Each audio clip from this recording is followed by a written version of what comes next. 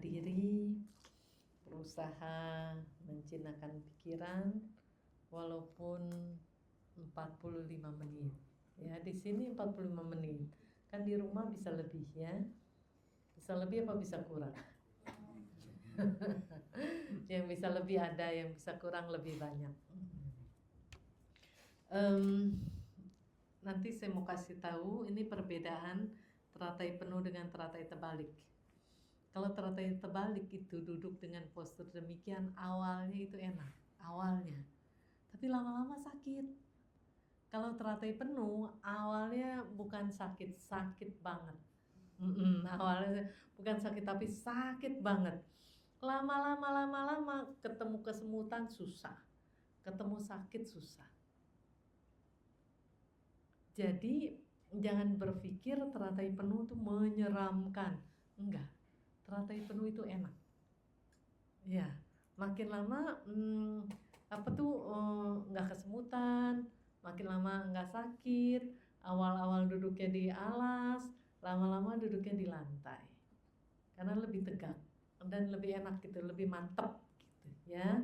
Oke, sekarang siapa yang mau nanya atau cerita pengalaman silakan.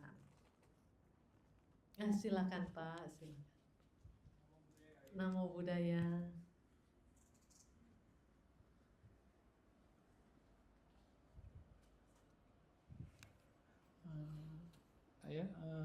Sehari-hari batin saya sudah lumayan tenang. Oh, selamat ya. Dan pas kondisi itu biasanya tanpa dengan menenangkan batin itu otomatis muncul sentuhan di hidung itu seolah-olah lagi anapanasati. Cuma karena sentuhannya itu cukup ringan ya. Kadang saya bahkan tidak tahu itu lagi nafas masuk atau nafas keluar karena saya tidak mencoba mengamat. Kalau saya ngamati itu batin saya malah jadi kacau ya, seolah jadi saya malah jadi menarik nafas atau apa. Tapi kalau saya diamkan batin saya akan muncul sentuhan itu. Jadi pas saya meditasi sekarang ini saya cuma menenangkan batin saya saja. Tapi ada satu lagi, itu mata saya kayaknya sensitif sekali ya terhadap cahaya. Kalau di siang hari atau pagi hari saya lihat jendela itu kayak walaupun mata tertutup itu kayak terang sekali. Dan kalau pas meditasi seperti ini walaupun saya sedikit itu selalu ada kabut putih di depan saya. Kemudian karena saya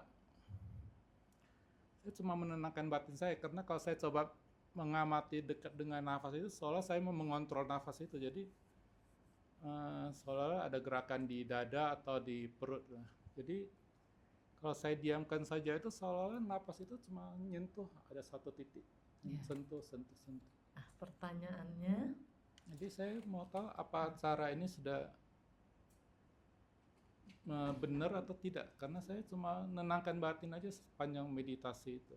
Ya, jadi yang saya tangkap dari cerita ini, Bapak mengarah ke samatha. Jadi konsentrasi, terus ya konsentrasinya di sentuhan itu gitu ya.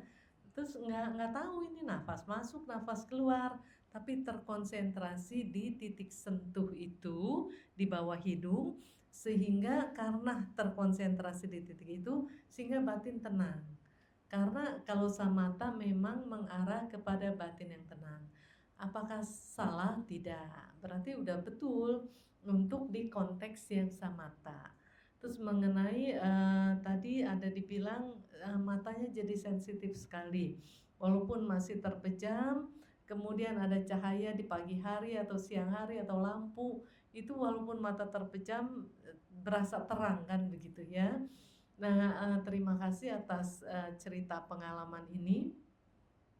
Karena meditasi sudah batin menjadi tenang, sehingga fenomena yang muncul juga beda. Kalau belum tenang, fenomena yang muncul misalnya begini, merem mata, ya gelap gitu. Nah begitu mulai tenang, matanya terpejam, muncul terang. bukan cuman terang aja, nanti, ada warna-warni lah, cahaya apa, itu fenomena yang muncul ketika batin tenang. Karena begini, batin atau pikiran itu sangat mempengaruhi fisik. Ketika pikiran dan batinnya tenang, fisik terpengaruh. Ketika fisik terpengaruh, fisik walaupun sekarang cerita mata, walaupun mata terpejam, ini kan ada internal dari mata gitu ya, dan kemudian eksternalnya itu adalah objeknya. Nah, sehingga ketika berinteraksi antara internal dan eksternal, terjadi fenomena yang berbeda. Misalnya muncul warna, muncul cahaya. Jadi warna, cahaya atau ya apapun lah ya yang seputar itu hanya fenomena yang muncul ketika ketika indera kita berinteraksi dengan bagian luar, dengan bagian eksternal. Jadi bukan sesuatu yang harus dikejar. Kan kalau Bapak kan nggak mengejar ini, maksud saya cerita ke yang lain. Kadang-kadang itu mengejar cahaya, mengejar warna-warni, itu bukan sesuatu yang harus dicari atau diburu gitu ya. Karena itu cuma efek ya. Jadi yang harusnya bagaimana batin yang tenang tadi. Sudah. Lalu yang tadi yang saya jelaskan ini mengarah ke vipassana. Menyadari nafas masuk dan menyadari nafas keluar. Tapi kalau misalnya tadi Bapak cerita, kalau saya mengamati nafas, malah jadi kayak tegang lah, pikiran ngatur gitu ya. Sekarang jalan aja dengan samatha aja dulu. Menyadari saja di situ. Nanti kalau sudah terbiasa dengan tenang, kesadaran juga maju, ketika menyadari nafas masuk, nafas keluar, bisa dengan mudah juga. Ya, terima kasih. Maaf, ada pertanyaan lanjutan Boleh. Oh ya, saya lupa juga. Saya sekarang ini agak bingung ya, saya lagi samatha atau vipassana. Karena pas saya mulai meditasi itu bisa ada dengungan, itu apa ya? Apa karena semacam tinus itu seperti kata orang gitu? Bukan ilusi. Sebentar ya. Kan pikiran mempengaruhi fisik. Bukan cuman indera penglihatan aja yang terpengaruh, semua indera juga terpengaruh. Yang tadinya enggak keengehan jadi keengehan. Yang tadinya dengungnya itu tidak terasa, tidak terdengar menjadi terdengar, itu bisa satu. Bisa juga karena ada perubahan di fisik ini yang dipengaruhi oleh pikiran. Jadi ada perubahan diantaranya di indera pendengaran sehingga menimbulkan efek demikian. Tapi terus aja latih meditasi, dia pun akan mengalami perubahan. Dengungan pun akhirnya dari tidak ada menjadi ada, dan dari ada juga menjadi tidak ada. Ya. Ada lagi? Ya, karena sentuhan sensasi napas itu makin lama makin kuat. Jaraknya makin jauh ya. Bagaimana? Sentuh, udah tuh tidak ada sentuhan untuk jangka waktu lama. Jadi karena itu saya kadang pakai satinya dikuatkan coba buat memperhatikan pancaskanda yang lain. Biarkan terjadi secara alami. Karena sebentar ya. Kan tadi makin lama saya makin tenang gitu kan. Nah, karena makin tenang makanya nafasnya makin halus. Jadi bukannya enggak bernafas, tetap bernafas, sentuhannya halus banget. Nah, sesekali sentuhannya lebih kasar, jadi itu keengehan gitu. Jadi karena tenang halus. Coba kalau lagi kaget, lagi jantungan, kan napasnya kan keras kan. Jadi itu ketika tenang halus, jadi kadang-kadang terasa, sering-sering enggak. Ya, makasih. Jadi semuanya oke punya, hanya proses aja. Siapa yang lain?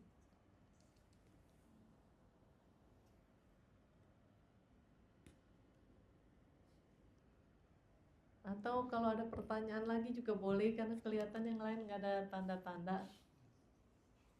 Nggak ada tanda-tanda bertanya nih kayaknya ya. Kita mau bertanya? Enggak. Oh, ada, silakan.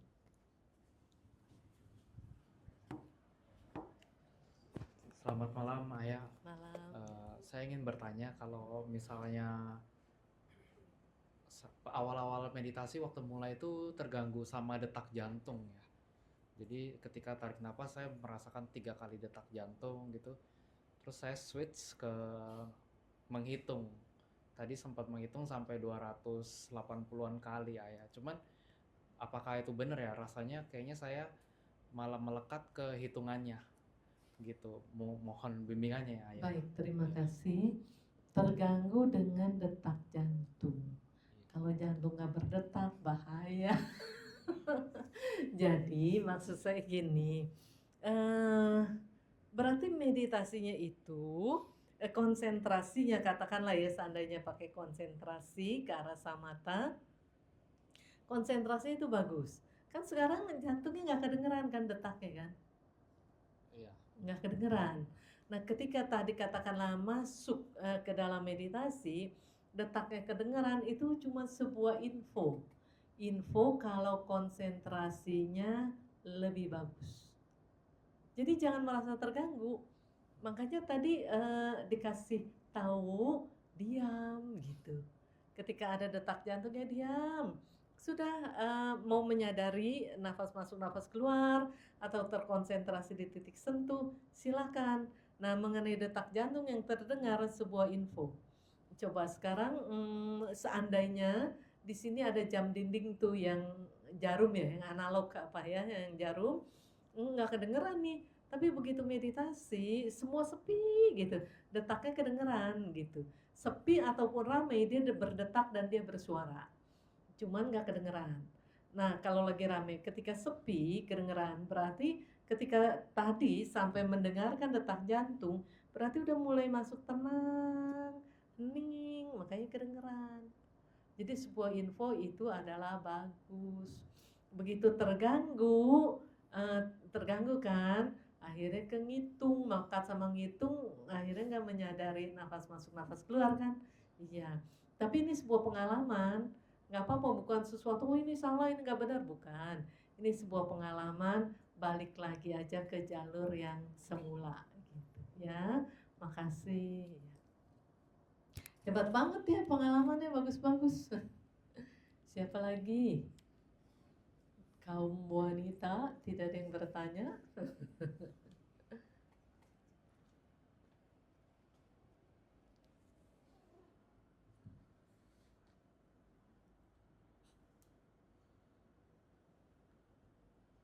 Selfie mau bertanya.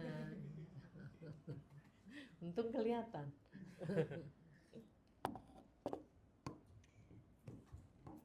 Selamat malam, Ayah. Saya pernah mendengar di beberapa ceramah yang lain gitu ya. Untuk memulai meditasi kita harus kita merasa bahagia gitu. Bagaimana menurut Ayah?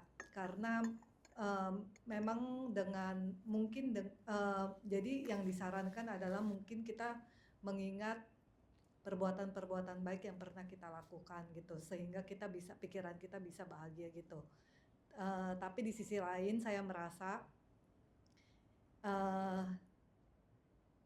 saya pribadi kan maksudnya bisa ada kejadian yang bisa membuat saya mungkin dalam keadaan tertentu sulit bahagia gitu misalnya gitu kan.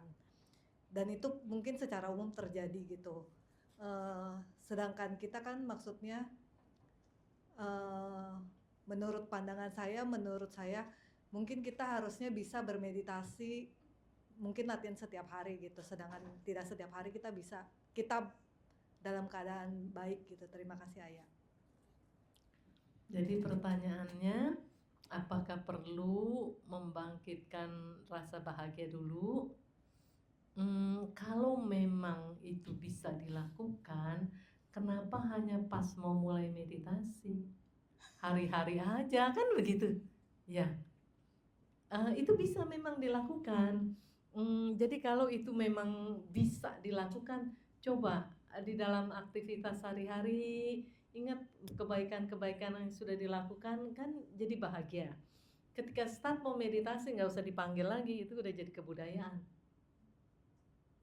Jadi saran saya ya udah hari-hari ingat yang baik-baik, ingat yang bikin kita bahagia. Karena selama ini terbalik, rata-rata ini terbalik. Yang ingatnya yang bikin hati sakit. Ya, sekarang ingat yang bikin hati bahagia, jangan yang bikin hati kecewa gitu. Em, Hati pernah bahagia iya, hati pernah kecewa juga iya. Terus kenapa mesti yang diingat-ingat yang bikin susah terus? Ingat-ingat aja yang bikin bahagia. Ya, hari-hari. Jadi ya udah itu lakukan hari-hari. Jangan cuma pas mau meditasi doang. Sayang banget. Ya kemampuan ada, cuman dipakainya pas mau meditasi aja, jangan. Hari-hari akhirnya ya sudah begitu duduk meditasi bahagia. Terus kan tadi Selfie ada bilang kadang-kadang sulit untuk bahagia. Sulit untuk bahagia nggak apa-apa, yang penting jangan lupa untuk bahagia. Ya, banyak orang kelupaan, nggak kepikiran kok. Nggak kepikiran tuh namanya mau bahagia tuh nggak kepikiran. Bangun tidur ingat kerjaan. Ya, bangun tidur ingat handphone. Ya, bahagianya nggak diinget-inget gitu. Bangun tidur pikiran udah kusut. Sekarang bangun tidur ingat saya harus bahagia. Mau tidur ingat harus bahagia. Terus antara bangun tidur dan mau tidur gimana? Hari-hari bangkitkan, ingatkan kebaikan-kebaikan, kebahagiaan-kebahagiaan, keberuntungan-keberuntungan gitu. Jangan ingat yang susah melulu, jadi kusem. Ya, seringan ingat yang susah melulu kan? Udah, sekarang kasihan batin ini jangan didera terus sama kesan-kesan yang membuat menderita. Kasih nafas dia. Ingat kita tuh punya hak asasi untuk bahagia. Dan kita juga bisa bahagia. Ya, terima kasih. Terima kasih ya. Siapa lagi? Kayaknya ada yang di belakang ini. Silakan Bu. Selamat malam Ayah. Saya mau bertanya Ayah, kalau misalnya nih kita kan umat awam ya, butuh pekerjaan, butuh kerja Ayah. Sedangkan kalau kita kerja sama perusahaan kan tahu ya Ayah ya, ada waktunya gitu kan, berapa jam gitu. Terus belum untuk keluarga, untuk apa gitu kan. Nah untuk waktu untuk meditasi itu kan sangat singkat. Bagaimana caranya agar kita sambil kerja itu kan juga kita harus fokus ya. Itu gimana caranya Ayah biar nanti maksudnya tanpa kita diam meditasi kita udah bermeditasi gitu. Terus gimana kan selain itu juga kita harus baca parita, katanya parita itu punya makna. Nah kapan itu kita bisa membagi waktunya gitu Ayah untuk keluarga, untuk pekerjaan, untuk baca parita juga gitu kan. Baca parita juga katanya penting gitu kan. Itu gimana Ayah? Maksud mohon bimbingannya harus bagaimana? Caranya, Apakah iya, supaya punya waktu untuk baca parita dan meditasi, handphonenya jangan dipegang. Karena kalau mainin handphone, ya nggak kebagian dah. Ya baca parita sama meditasinya. Bener nggak di sini? Bukan cuma yang bertanya, bener nggak? Waktu bersama handphone lebih lama. Ya kan, ya udah jadi itu megang handphonenya dikurangin supaya punya waktu buat meditasi sama baca parita. Nah kemudian mengenai bagaimana di tempat kerjaan tanpa duduk dia memejamkan mata sambil beraktivitas bisa bermeditasi, yaitu harus ikut program Vipassana dulu, melatih kesadaran, nanti sambil kerja pun udah tersadari gitu apa yang dilakukan. Jadi memang kesadarannya mesti dilatih. Kalau kesadarannya nggak dilatih, nggak bisa melakukan pekerjaan sambil bermeditasi. Ya nanti ikut program Vipassana ya. Kalau nggak nanti. Umpama kita dibicarakan sekarang nggak tapi kalau nanti udah praktek Vipassana bisa sambil ngapain pun bisa. bisa melatih kesadaran. Dan memang fungsi dari katakanlah ikut program pelatihan itu fungsinya untuk diterapkan ke kehidupan hari-hari. Nanti bisa, nanti ikut ya. Makasih. Ya. Siapa lagi yang lain? Yang masih megang handphone lama-lama? Banyaklah di sini. Ya. Jadi ingat begitu megang handphone, ingat waktunya untuk meditasi. Dan begini juga ya, kalau digulung kesibukan itu nggak ada habisnya. Tetapi kita sendiri yang harus ada disiplin. Pokoknya yang namanya meditasi dan baca parita bukan kalau ada waktu, bukan. Karena kalau ada waktu itu artinya memberikan waktu sisa untuk meditasi dan baca parita. Jadi harus memberikan prioritas. Setiap hari harus berapa lama, nah itu harus ada prioritas. Tuh contohnya kok Hakim. Ya, ada prioritas dalam kehidupan hari-harinya. Yang saya dengar pokoknya sehari itu 6 jam dibagi 2. 3 jam dini hari. Dari jam 2 sampai jam 5. Setelah jam 5 ngapain? Tidur lagi. Dari jam 2 sampai jam 5 meditasi. Terus kalau yang sorenya malamnya? Sore jam 2 sampai jam 5 juga. Oh sama, putaran 12 jam. 2 pagi sampai jam 5 pagi, 2 sore sampai jam 5 sore. Jadi bukan ngasih kalau ada waktu, bukan. Tetapi diprioritaskan. Terus katanya umpama nih siang ada acara apa, tapi tetap jam 2 udah harus bisa sampai rumah untuk meditasi lagi.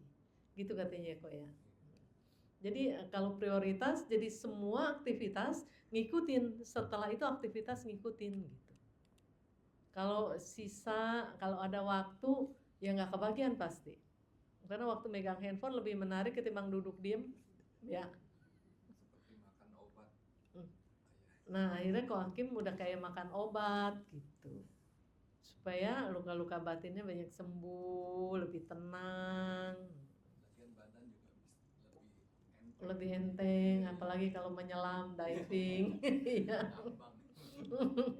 Jadi lebih enteng, badan memang lebih ringan.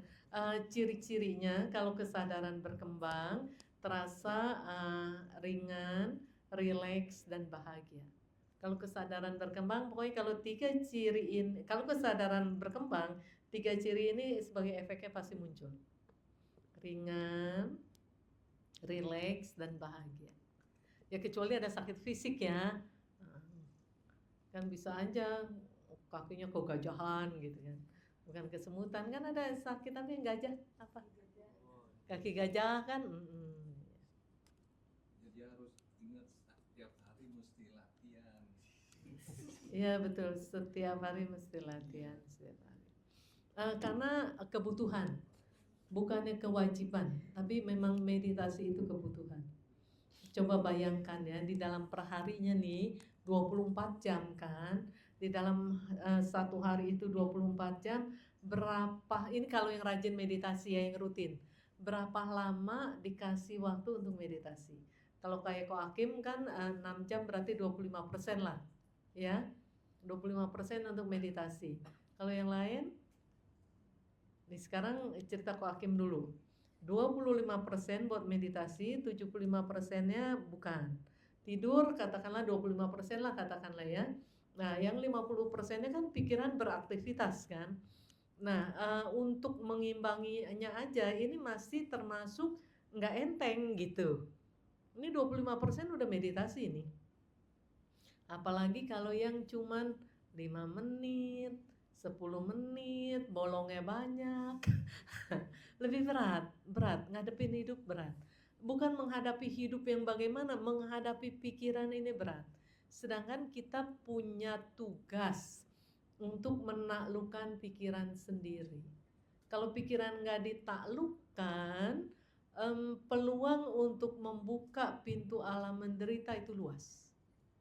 Karena kan pikiran liar. Kalau pikiran tidak ditaklukkan, benar-benar peluang untuk Allah menderita pintunya terbuka itu gede banget. Coba sekarang begini, dari kecil nih kita kan tahu perjalanan hidup kita sampai sekarang, sifatnya makin lama makin baik apa makin lama makin jelek? Ya, 25% jawab makin baik. Coba lihat aja, makin atau begini, makin hari beban mentalnya ini makin terasa ringan apa semakin terbebani? Mentalnya makin terasa ringan atau makin terbebani? Terbebani. Kalau makin terbebani, logikanya kan begini, lagi kecil nggak begitu terbebani, makin dewasa, makin umurnya nambah, pengalaman nambah, kok makin terbebani. Nah, kita harus mikir berarti ada sesuatu yang salah dalam perjalanan hidup ini. Ya, mengisi perjalanan hidup ini dengan cara yang salah. Seharusnya makin dewasa makin bijak, bukan makin dewasa makin berat. Berarti ada yang salah, mesti bebenah, kan gitu. Sebelum terlambat, mesti bebenah. Kembali lagi ke yang meditasi hari-hari di rumah, berapa persen gitu waktu yang disediakan untuk meditasi? Nah, persentasenya kecil, benar nggak kecil? Kok Hakim aja udah 6 jam masih belum sampai ke 50% kan artinya kan? Tapi kan udah jagoan banget gitu, udah 25%. Bayangkan yang tidak. Kalau tidak, pikiran ini tidak dijinakan, ini akan mengalami kesulitan. Makin hari, makin dewasa, makin tambah umur, beban ini makin banyak. Kok bisa? Ya, karena ketika kita berinteraksi, ketika kita berpikir dan lain sebagainya, banyak karena belum terkendali ya kita ya, banyak kesalahan-kesalahan. Ngambil keputusan salah, mikir-mikir salah. Akhirnya kesalahan yang satu membuka lagi kesalahan berikutnya. Kesalahan yang ini bikin lagi kesalahan yang berikutnya. Bukan tutup lubang gali lubang makin lama makin gede. Kan kalau tutup lubang gali lubang masih mending kan ya. Ini tutup lubang gali lubang makin lama makin besar. Jadi itu kesalahannya, kita tidak menyiapkan waktu untuk proses penjinakan pikiran. Begini ya, ada orang yang tahu banget pikiran harus dikendalikan, pokoknya bertekad mau mengendalikan pikiran, jungkir balik, karena harus ada prosesnya. Prosesnya pertama, pikiran itu harus dijinakan. Jungkir baliknya begini, saya berusaha mati-matian mau mengendalikan diri, kok nggak bisa, kok tambah kacau. Iya, karena harus dijalani pertama, pikiran dijinakan.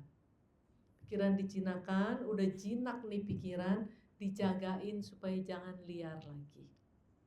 Sudah, terus pikiran ini harus dilindungi supaya nggak dapat masukan-masukan yang negatif. Sudah dijinakan, dijaga, dilindungi, ya terkendali. Jadi nggak bisa langsung, saya mau mengendalikan pikiran, boleh aja mau tapi jungkir balik. Jadi harus ada proses penjinakan. Di mana proses penjinakan? Dalam menjalankan sila dan di dalam meditasi itu proses penjinakan. Dan di dalam orang yang bermeditasi ada pengalaman bosan. Ada bosan yang merugikan dan ada bosan yang menguntungkan. Bosan yang merugikan, bosan sama meditasi, ditinggal. Sudah.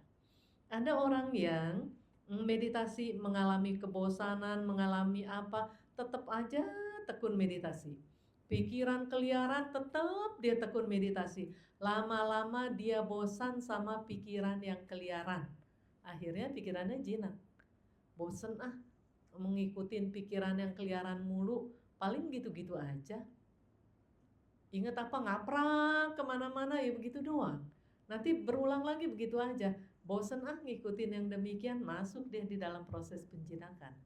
Makanya kalau meditasi, seandainya pikirannya berkeliaran-keliaran terus, tetap aja lakukan meditasi, lama-lama bosen ngikutin pikiran yang keliaran. Jadi ngapain? Ya udah jadinya diem, jadinya jinak. Nah, habis jinak jagain, jangan sampai liar lagi. Terus lindungi, jangan dapat bujukan-bujukan yang negatif gitu. Bujukan-bujukan negatif bukan cuma dari luar, yang paling dahsyat dari dalam. Karena dari dalam itu lihai banget. Ada cerita musuh yang langsung jelas kelihatan, yang terus terang gitu kelihatan.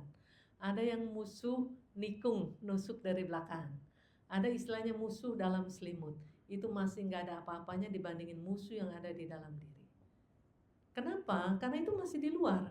Mereka yang musuh yang terang-terangan lah, yang nusuk dari belakang lah, yang musuh dalam selimut lah, itu mah cuman kira-kira doang. Ngukur kemampuan kita cuman kira-kira doang. Kira-kira ada kekuatannya di sini, kelemahannya di sini, dan lain sebagainya. Tapi musuh yang di dalam diri sendiri tahu persis jelas kekuatan dan kelemahannya tahu. Makanya ketika si musuh di dalam diri ini keluar, dia bekerja, kalau dia diikuti, dia berjaya. Kalau nggak diikuti, lama-lama dia lemah. Makanya jangan diikuti. Jadi kita harus mengenali. Ketika meditasi, muncul sakit pun, ini belum tentu sakit asli fisik. Bisa sakit rekayasa pikiran. Dan ini udah banyak kejadian. Yang begini, meditasi kan misalnya bertekad 1 jam ini umpama ya.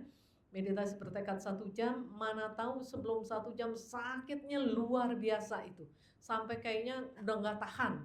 Tapi berhubung tekadnya kuat, walaupun ini udah nggak tahan, pokoknya lanjut terus sampai bel bunyi. Begitu bel bunyi, mata buka, sakit hilang. Ya, kan berarti rekayasa pikiran. Dan ini bukan 1-2 orang ini yang mengalami ini. Banyak yang mengalami ini. Itu artinya musuh di dalam diri lagi aktif bekerja untuk menggugurkan gitu. Nah, untungnya aditananya tidak gugur. Konsentrasinya bisa aja gugur, berantakan. Iya, tetapi menang di tekad. Nah, ketika menang di tekad, lama-lama ini nggak berantakan lagi. Lama-lama nanti bisa mengenali. Ini sakit sungguhan, apa sakit rekayasa pikiran. Kalau sakit sungguhan, ukur juga masih mampu apa enggak. Kalau masih mampu menghadapi dalam diam, lanjutkan aja. Kalau udah nggak mampu, silakan ganti posisi. Jangan ganti kaki. Banyak yang saya sakit, ayah kakinya sih mau ganti kaki. Pinjem dah kaki kok Hakim yang udah kuat 3 jam. Ganti posisi kaki boleh gitu ya. Kenapa? Ini ngomong ganti kaki mesti ngomongin karena nggak mungkin orang itu bisa ganti kaki lah. Lagi meditasi kan. Jadi ini pun harus disadari. Jadi kita harus meluruskan kalimat-kalimat yang kata-kata yang salah ini kita harus luruskan. Karena kalau ini tidak diluruskan, kebiasaan mengungkapkan kata-kata ngegampangin, yang penting orang lain juga ngerti. Akhirnya banyak keributan di dalam rumah tangga pun banyak keributan. Gara-gara ngomong, iya memang sih ngomongnya begitu, tapi maksud saya tidak demikian. Gitu. Ya kan maksud ada di dalam hati, yang keluar kalimat, kata-kata yang keluar. Kan jadi ribut. Ya, makanya harus diluruskan. Ngomong tuh harus bener gitu. Ya belajar, ya. Nah, siapa lagi yang mau bertanya silakan.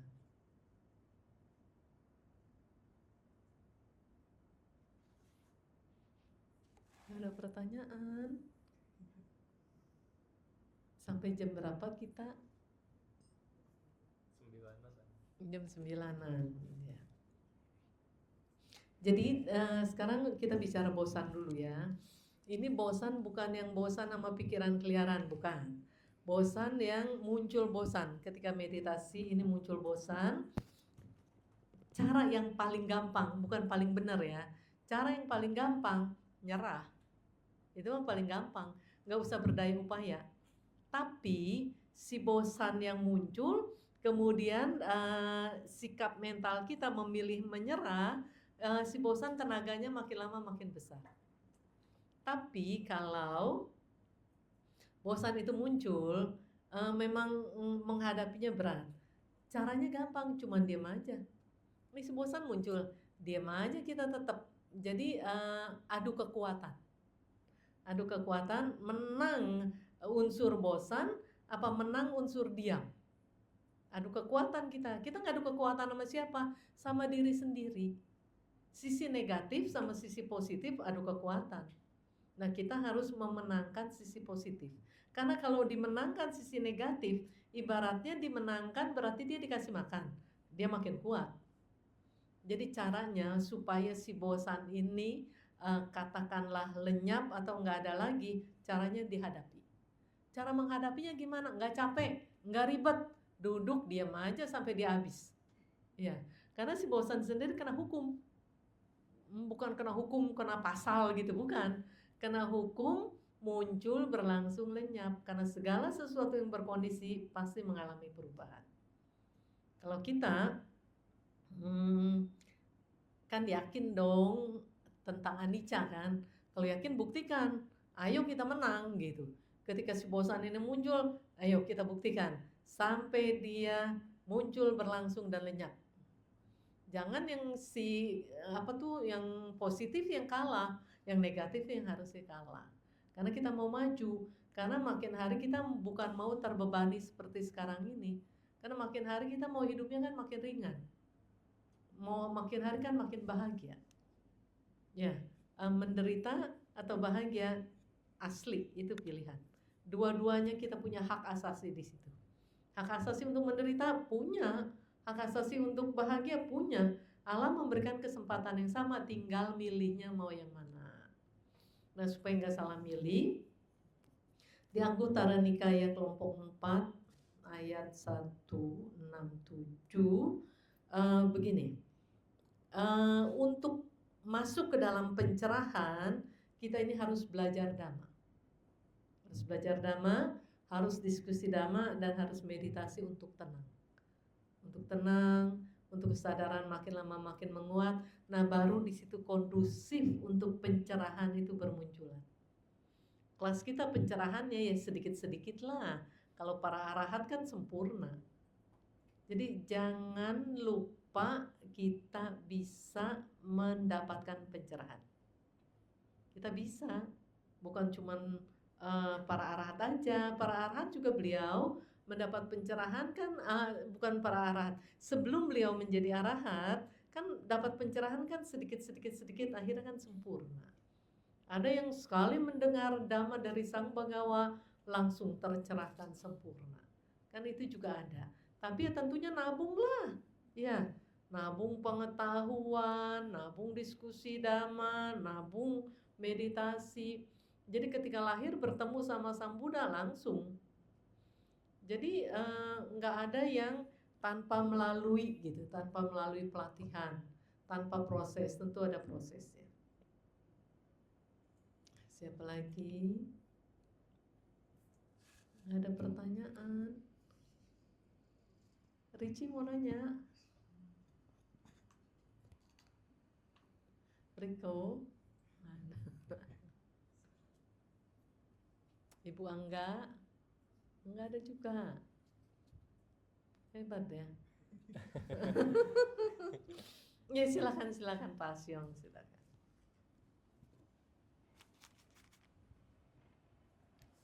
Selamat malam ya. Malam ya. Mungkin tadi saya mau nambahin dengan Cici yang di depan ngomong. Maksudnya gini, keseharian udah sibuk kerja dengan jam yang sudah padat, ngurusin keluarga, mungkin di kerjaan juga nggak balance lah mengenai yang ditanggung sama mungkin dengan apa yang diterima gitu hitungannya.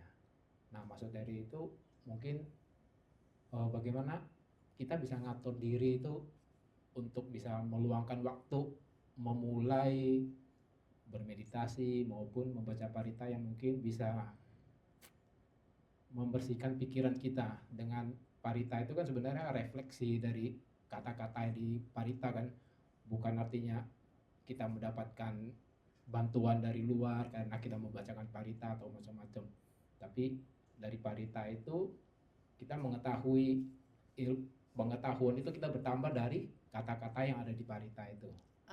baca artinya kan begitu Iya, ya. dengan ada artinya kita mengerti dan mengetahui gitu kan. Karena kan kita bisa mencoba untuk mempraktekkan walaupun bukan dalam tindakan, tapi pikiran kita bisa mengarahkan ke arah situ gitu dengan sana. Nah, mungkin karena kan kita seperti yang tadi bilang juga, kecil kita itu mungkin tidak banyak masalah. Ya, maksudnya tidak berpikiran negatif banyak. Tapi makin besar, makin akhirnya masalah itu muncul banyak karena tanggung jawab kita juga jadi ada. Kalau kita dulu waktu kecil kan nggak ada tanggung jawab, oh kita harus membiayai makan sendiri, kita hanya terima makan. Setelah besar malah kita memberi makan mungkin yang ke anak kita atau saudara yang lain atau orang lain yang mungkin menjadi beban kita gitu kan ya. Nah disitulah mungkin bergejolak kan. Nah itu kan pasti berhubungan dengan karma. Kenapa sih kita bisa ketemu keluarga yang mungkin kurang harmonis, ada yang lain sampai besar pun dia tidak pernah ada masalah dengan keuangan. Akhirnya kan waktunya yang berlebih, bukan malah harus mengatur waktunya sendiri gitu loh. Nah mungkin bisa arahan ayah bagaimana kita sendiri itu bisa menjadi memulai untuk bisa berpengetahuan sehingga karma kita itu bisa menjadi lebih baik dari yang mungkin sekarang kita agak ya mungkin bukan agak memang menderita gitu hitungannya, tapi bisa menunjuk supaya kita ada jalan menghilangkan penderitaan itu. Terima kasih ya. Terima kasih. Nah, tadi berkaitan dengan pertanyaan Ibu ya, mengurus keluarga. Yang diurus juga kan lama-lama makin lama makin besar, bukan anak kecil lagi. Nah, ketika sudah yang diurus ini dulu, karena nggak bisa ngurus sendiri, ya diurus. Tapi kalau sudah mulai bisa ngurus sendiri, dia harus ngurus sendiri. Jadi ngurus keluarga, satu orang ngurus sekian banyak, payah. Udah kerja juga, ngurus keluarga juga di rumah lagi, terlalu repot. Jadi harus ada kerjasama di dalam keluarga. Saya pernah lihat ada sebuah cerita. Satu keluarga ini punya anak 4 rasanya. Dan udah pada dewasa, udah pada kerja. Ibunya meninggal lagi tidur. Sudah, shock, semua kaget. Kenapa kaget? Ya pertama ngedadak. Yang kedua, kerjaan semua biasanya mamanya yang pegang. Kerjaan di rumah. Sudah. Terus ya karena mamanya udah nggak ada, mau nggak mau mereka harus kerja. Papanya dan 4 anaknya harus kerja kan. Beresin rumah, masak dan lain sebagainya. Sampai satu anak akhirnya nyeletuk karena dia juga udah kepayahan nyeletuk. Jangan-jangan mama kita meninggal karena kecapean. Mereka berlima aja ngurus satu rumah aja udah kecapean, udah pontang-panting.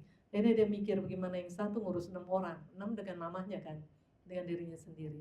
Jangan-jangan mama kita meninggal karena kecapean. Nah maksud saya cerita ini, jangan biarkan salah satu anggota keluarga itu terlalu banyak beban, baik kerja fisik maupun kerja pikir. Jangan sampai ya meninggal karena kecapean kan gitu. Masa di koran ditulis telah meninggal dunia dengan kecapean, gitu ya.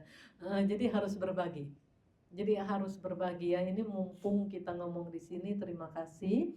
Jadi bagaimana supaya tidak terlalu banyak beban, harus berbagi mengenai waktu, mengenai pekerjaan, mengenai tanggung jawab. Semua harus berbagi.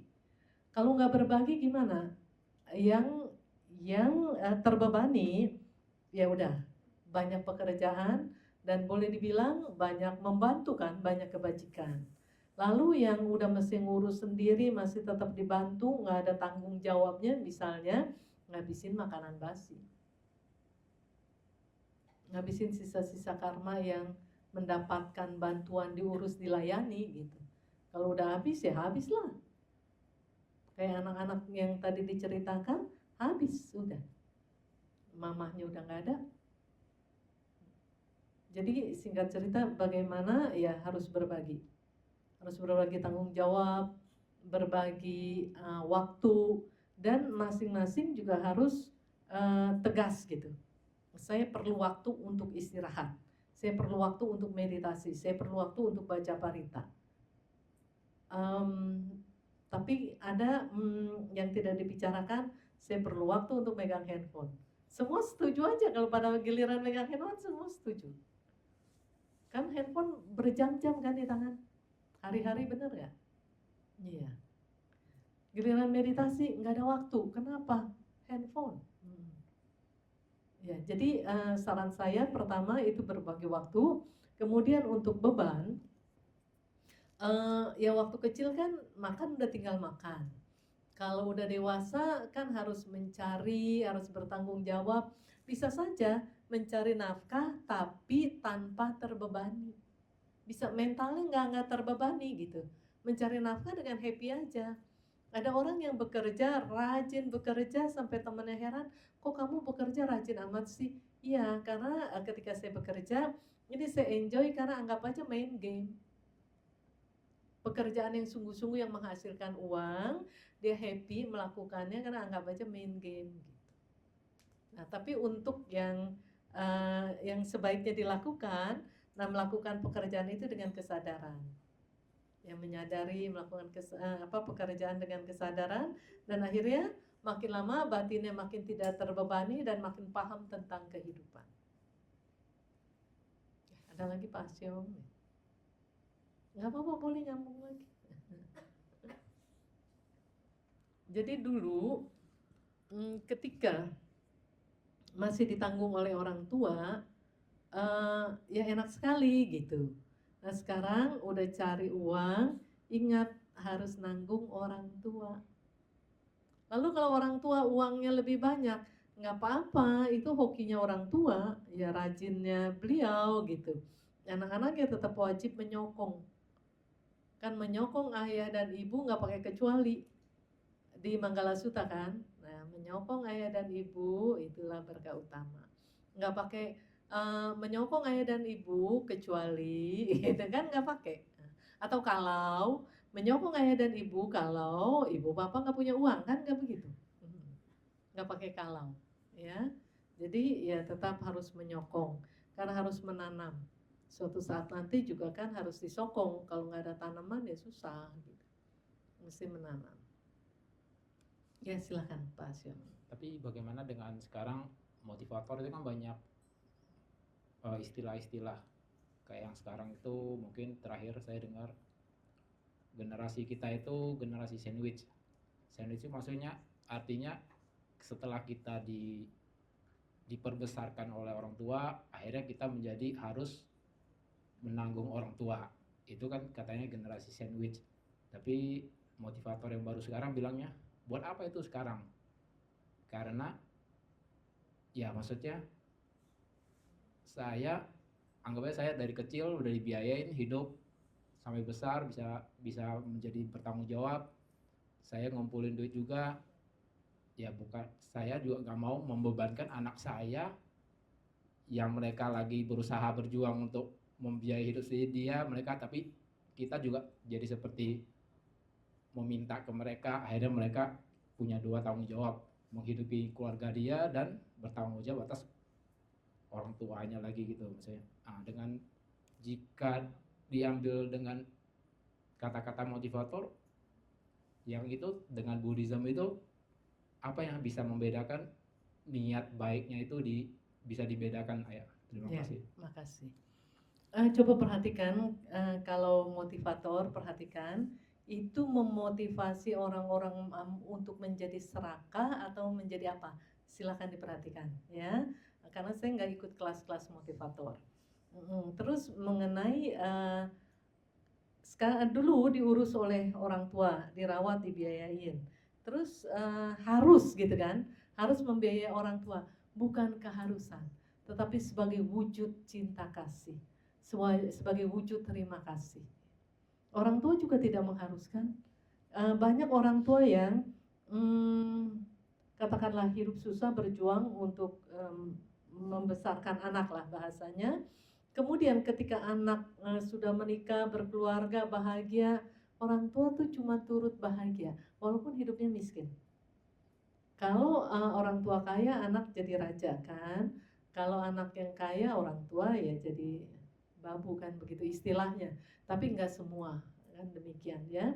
Jadi untuk merawat orang tua ini sebagai wujud terima kasih, sebagai wujud cinta kasih. Bukan balas-balasan. Kalau balas-balasan nggak kebalas, kalah posisi anak, kalah, nggak kebalas. Kecuali anak mampu memperkenalkan dhamma kepada orang tua yang belum mengenal dhamma. Orang tua yang tidak menjalankan sila menjadi menjalankan sila. Orang tua yang pelit sampai bisa dermawan. Jadi itu tuh bukan wujud balas-balasan, nggak bakalan impas. Kan ada kan di suta, walaupun orang tua ini di pundak kiri dan pundak kanan dilayani bagaikan raja dan ratu, tetap nggak kebalas jasa orang tua. Ya, jadi jangan hitung-hitungan balas-balasan, bukan. Kalau balas-balasan menyerah tanpa syarat, udah kalah itu kita. Sebagai anak kan di posisi anak. Jadi sebagai wujud terima kasih, wujud cinta kasih, ya, makasih. Terus bisa nggak sekarang membangun sistem orang tua biayain anak, terus nabung buat dirinya sendiri, nggak usah nyusahin anak, bisa nggak? Bisa saja. Tapi wujud terima kasih kata nyukata wedi nggak muncul. Kan kata nyukata wedi kan termasuk orang yang susah dicari. Nah, Pubakari itu bagian orang tua. Dua orang ini, dua yang namanya Pubakari dan Katanyu Katawedi, dua jenis ini, dua kategori ini susah dicari. Kalau Pubakari yang mau memberikan pertolongan terlebih dahulu dan tanpa mengharapkan balasan, ini orang tua posisinya. Kalau Katanyu Katawedi yang tahu berterima kasih dan membalas budi. Hilang nanti, kalau itu hilang. Bakti, cinta kasih, nggak ada, yang ada egois, yang ada kesombongan. Orang tua juga maaf ya bisa aja sombong. Nggak ada kamu juga saya bisa hidup. Jadi nggak ada pembicaraan dari hati ke hati, hidup yang harmoni. Yang ada malah ya itu gitu, ego makin lama makin berkembang. Mestinya ya menyokong ayah dan ibu sebagai wujud terima kasih dan bakti dan cinta kasih ya. Makasih Pak Asyong ya. Selfie silakan. Oh enggak.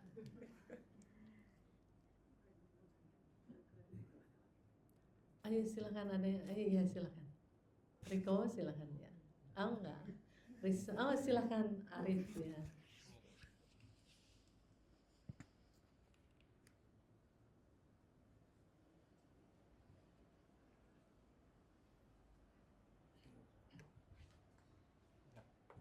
Malam Ayah Santini, saya ingin minta nasihat. Ada beberapa orang menganggap meditasi itu tidak berguna, membosankan dan membuang-buang waktu.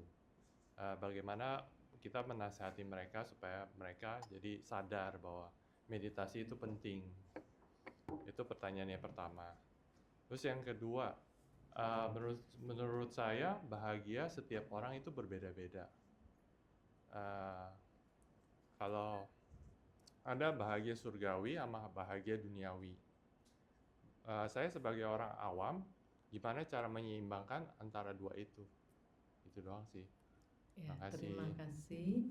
Sekarang yang meditasi dulu, katanya nggak berguna, membosankan. Itu karena dia belum kepentok.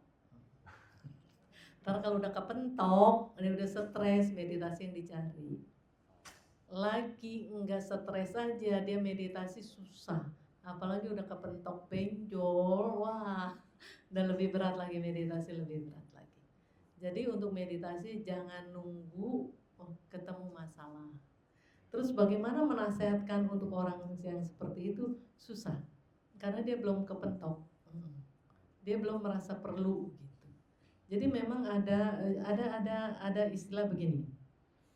Kalau yang namanya dinasehati, dianjurkan, disarankan, itu sifatnya lembut.